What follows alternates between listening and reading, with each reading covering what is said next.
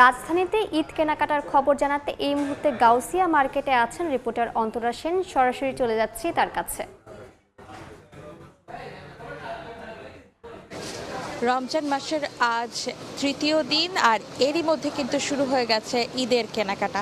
আমি এই মুহূর্তে দাঁড়িয়ে আছি রাজধানীর গাউসিয়া মার্কেটের শিশুদের দোকানগুলোর সামনে।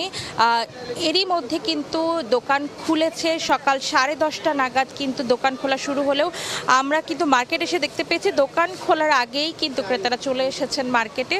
আর দোকান খোলার সঙ্গে সঙ্গে কিন্তু প্রতিটা দোকানেই জমজমাট হয়ে উঠেছে ক্রেতার সমাগমে।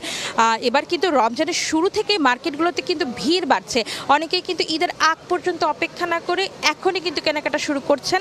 বেশ কয়েকজন ক্রেতার সঙ্গে আমরা কথা বলেছি, তারা জানান আজ যেহেতু সাপ্তাহিক ছুটির দিন, সেই সঙ্গে আন্তর্জাতিক মাতৃভাষা দিবস উপলক্ষে সরকারি ছুটি রয়েছে, তাই এই ছুটি পেয়ে তারা কিন্তু পরিবার নিয়ে এসেছেন, বাচ্চা নিয়ে এসেছেন ঈদের শপিংটা সেরে ফেলতে। তাদের কথা, শুরুর দিকে দোকানগুলোতে ভিড় কম থাকে, এ সময় ধীরে সুস্থে দেখে শুনে কিন্তু কেনাকাটা করা যায়। আর বাচ্চাদের নিয়ে ভিড় এড়িয়ে কেনাকাটা করতেই কিন্তু তারা বেশি স্বাচ্ছন্দ্য বোধ করছেন। তাই কিন্তু তারা এই রমজানের প্রথম দিকেই কিন্তু তারা এসেছেন।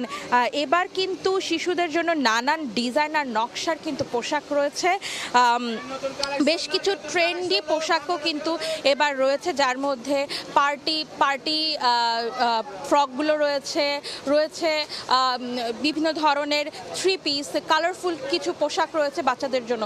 এই ছিল আমার কাছে রাজধানীর শপিং থেকে সর্বশেষ খবর।